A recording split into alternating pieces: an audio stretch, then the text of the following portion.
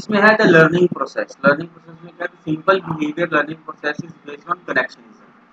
Connectionism के ऊपर based है the response which is closely associated with stimulus and the conjunction या combination of the two is reinforced by primary need reduction. अब जब बच्चा respond करता है और उसको हम स्टिमुलस देते हैं, तब वो क्या है, प्राइमरी नीड रिडक्शन, उसको खाना मिल जाता है। ठीक है, हमने एक्सपेरिमेंट्स में भी देखा है ना अभी, जब वो रिस्पॉन्ड करता है तब उसको खाना मिलता है, तो प्राइमरी नीड रिडक्शन होगी। There is a greater possibility of SR to recur on later occasion. ठीक है, this mean the strength of connection is directly proportional to need reduction.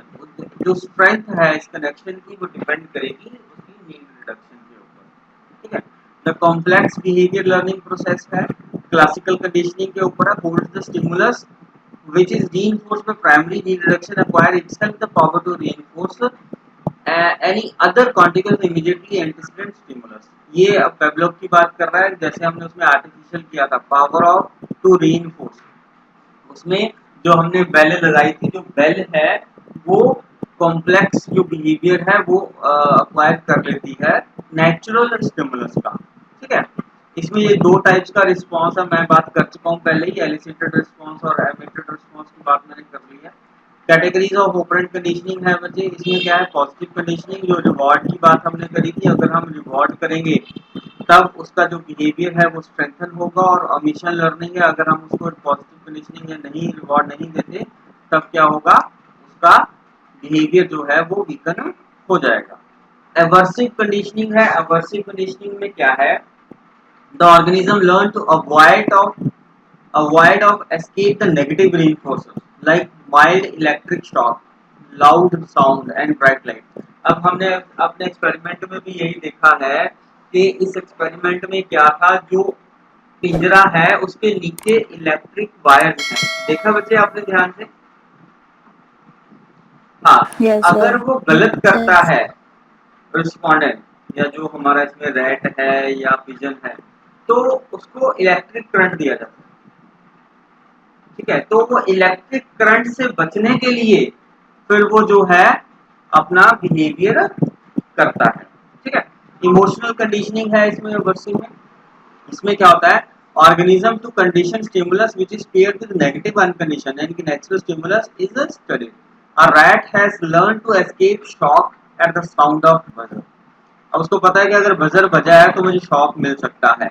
The buzzer and the mild shock come together and the rat is not permitted either to escape or avoid the shock. After learning of such conditioning, if the buzzer comes alone, it will show evidence of emotional conditioning। तो और उसके बाद जब हमने सिर्फ buzzer बनाया और shock नहीं दिया तो इमोशनल कंडीशनिंग उसकी मतलब होगी। एस्केप कंडीशनिंग उसको बचने के लिए जब करता है, organism is not permitted to avoid the aversive stimulus but it can escape.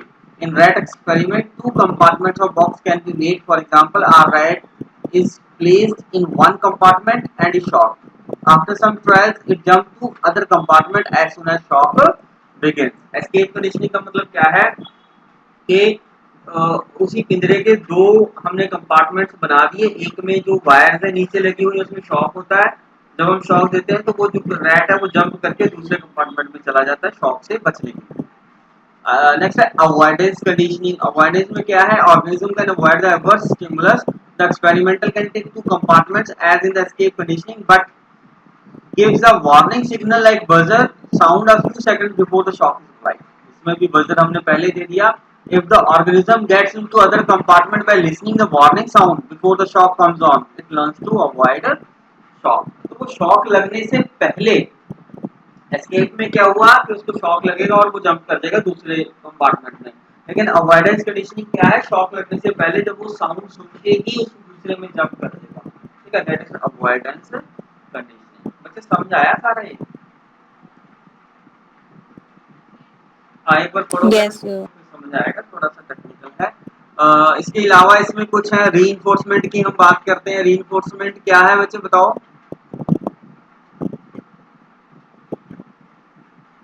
Reward हाँ, or जो हम उसको punishment? बच्चे को बिहेवियर करने के बाद हम देते हैं। ठीक है, रीइंफोर्समेंट। उसके बाद है काइंड्स ऑफ रीइंफोर्समेंट। बहुत तरह के रीइंफोर्समेंट है, पॉजिटिव रीइंफोर्समेंट है और नेगेटिव रीइंफोर्समेंट है, ठीक है। उसके बाद पॉजिटिव नेगेटिव आपको समझ आ गया है। पहले प्राइमरी रीइंफोर्समेंट है, सेकेंडरी रीइंफोर्समेंट है। प्राइमरी क्या है? Reinforcer associated with the fulfilment of the basic needs. जैसे इसमें फूड हम देते हैं, वाटर देते हैं, ठीक है, हंगर को सेटिस्फाई करने के लिए, दैट इज प्राइमरी रीइंफोर्सर। सेकेंडरी रीइंफोर्सर क्या है? आप previously neutral stimulus that acquire the ability to strengthen response because stimulus has paired with the primary reinforcer। अब अगर हमने किसी जैसे हमने पेवलोव की थ्योरी में किया था, खाने के साथ हमने बेल को हमने एसोसिएट कर दिया था, है ना। तो बेल जो है वो सेकेंडरी रीइंफोर्समेंट उसमें हो गया। For example an organism may become condition to the sound of food dispenser.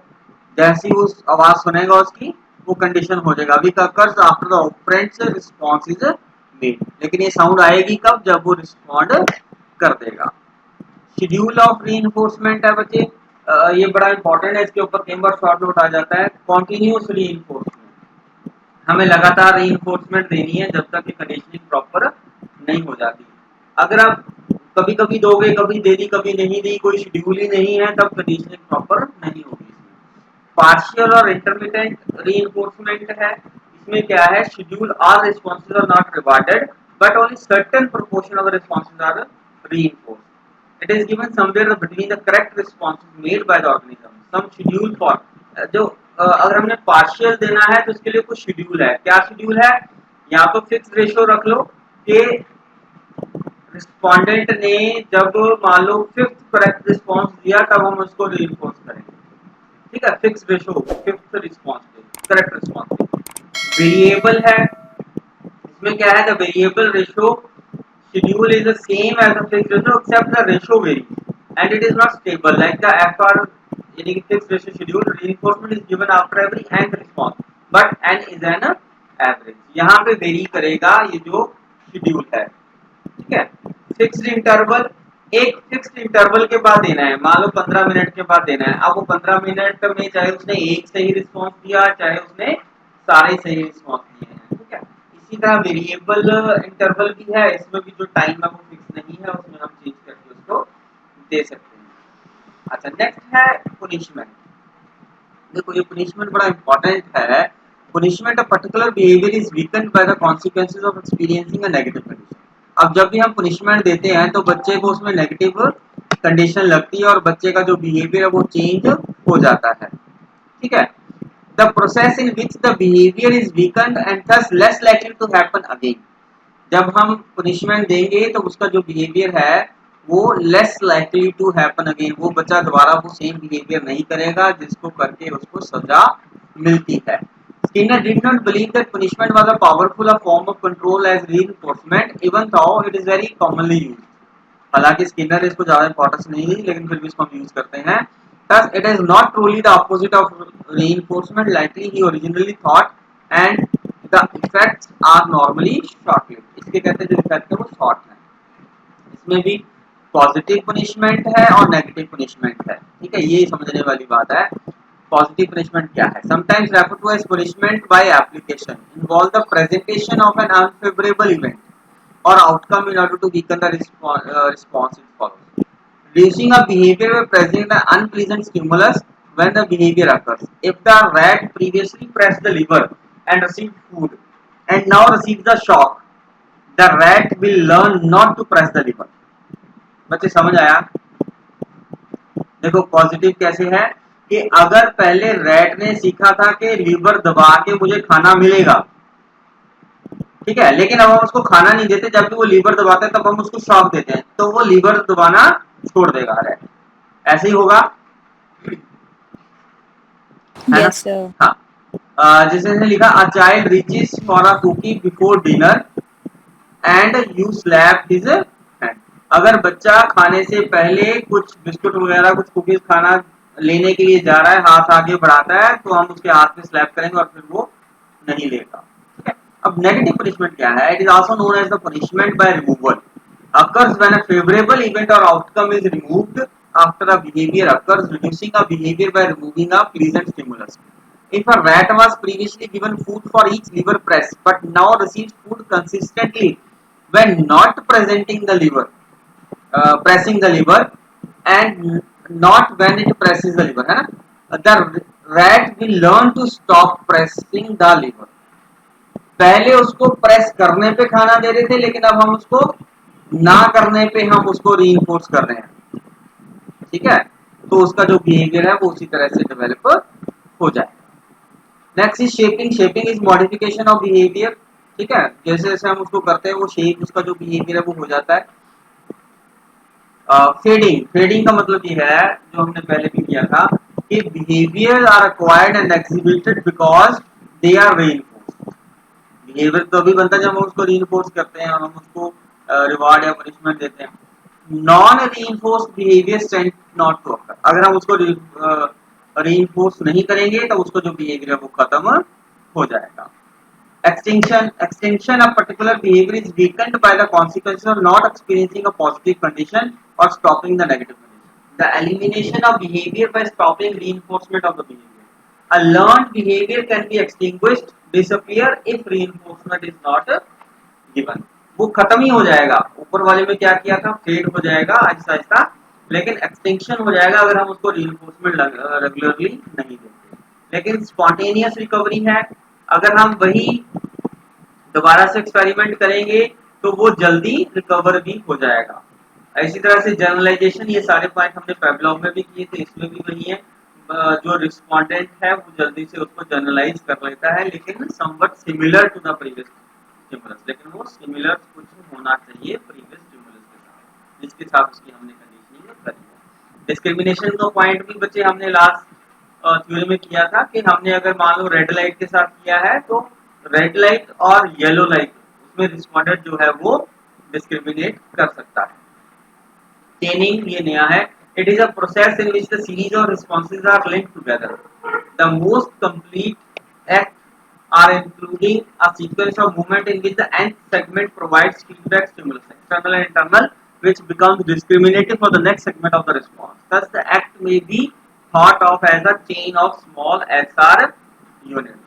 ठीक है, इसमें क्या है, चेन है, जो मैंने ऊपर स्टार्टिंग में भी आपको दिखाई थी.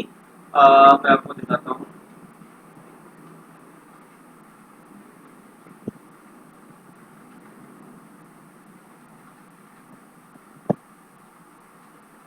हाँ, रिस्पॉन्स, रीइंफोर्समेंट, रेपिटेशन, और ये चलता रहेगा और ये ऑपरेंट कंडीशनिंग उसकी हो जाएगी. ठीक है, ये एक चेन है जो कि ऐसे ही चलती रहती है.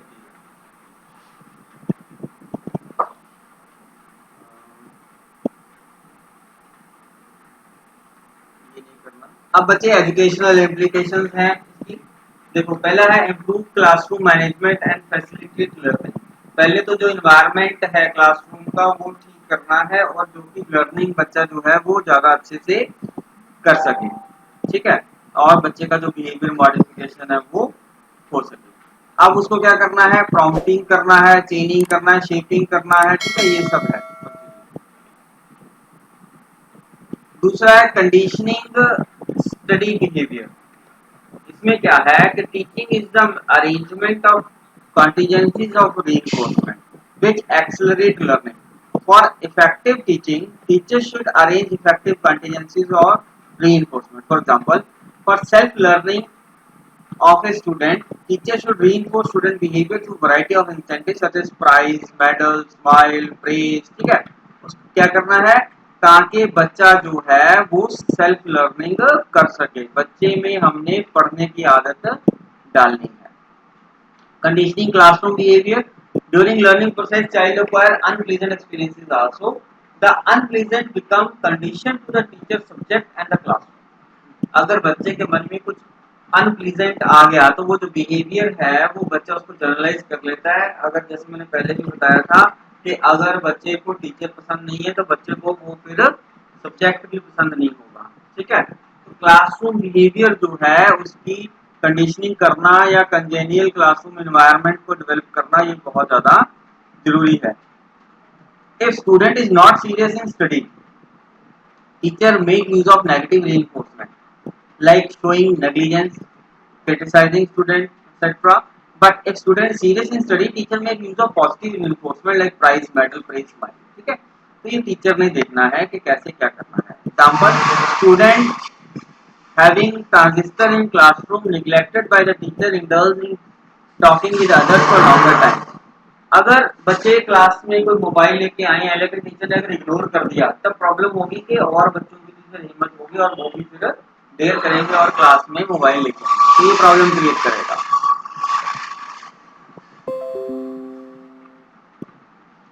नेक्स्ट है मैनेजिंग प्रॉब्लम बिहेवियर।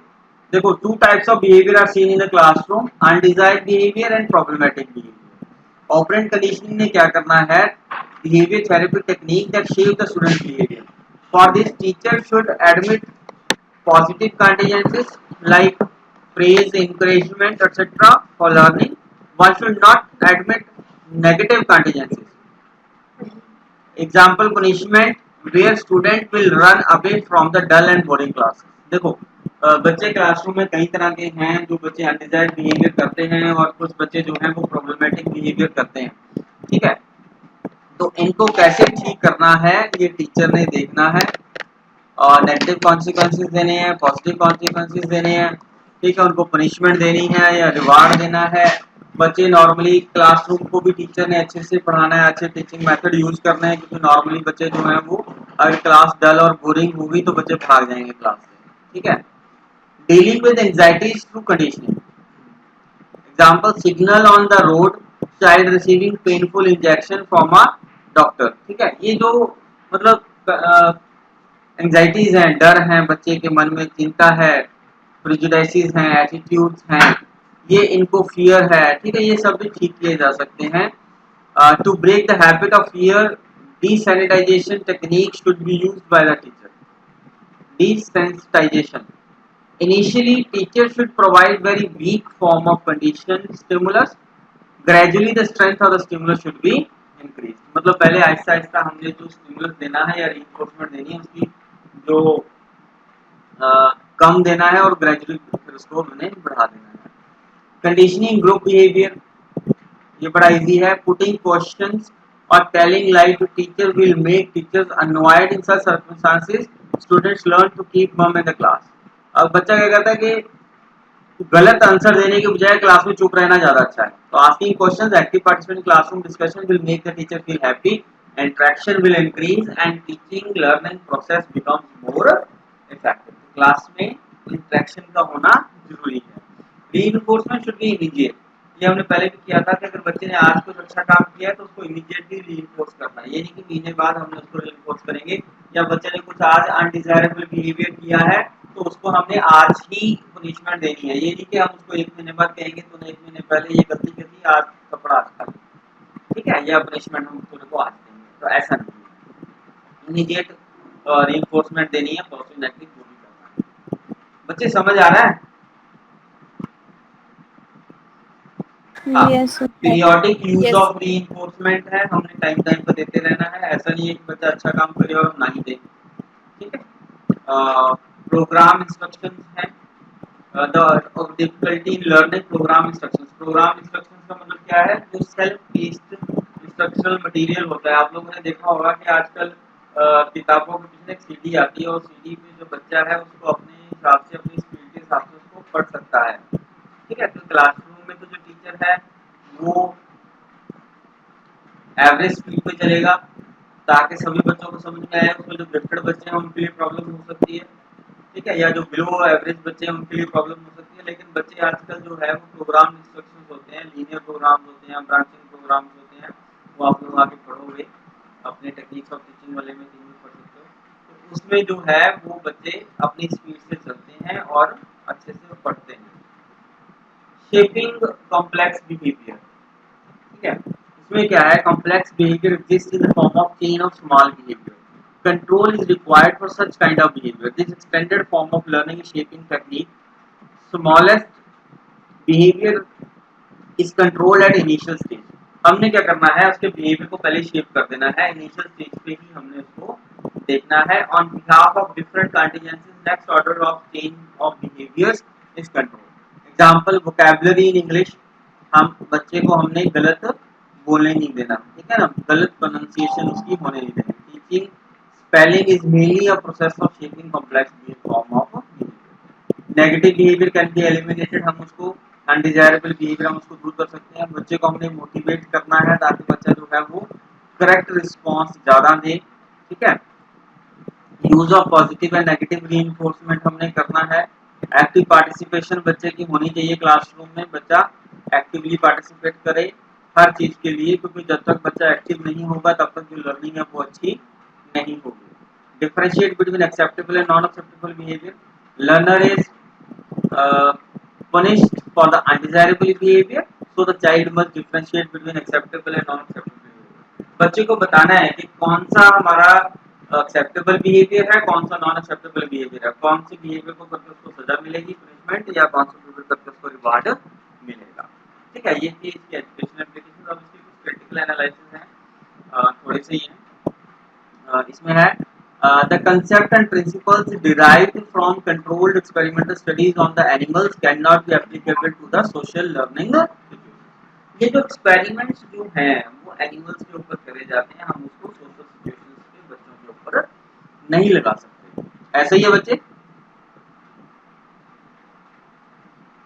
है as Yes, it is sir. नहीं लगा Yes, सकते, sir. और एनिमल का बिहेवियर अलग हो सकता है, इंसान का बिहेवियर अलग हो सकता है, ठीक है।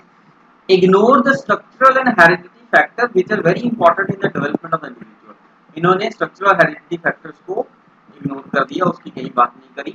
Fail to account for spontaneous curiosity and creativity in humans, इसको नहीं इन्होंने ध्यान दिया, creativity होती है humans में।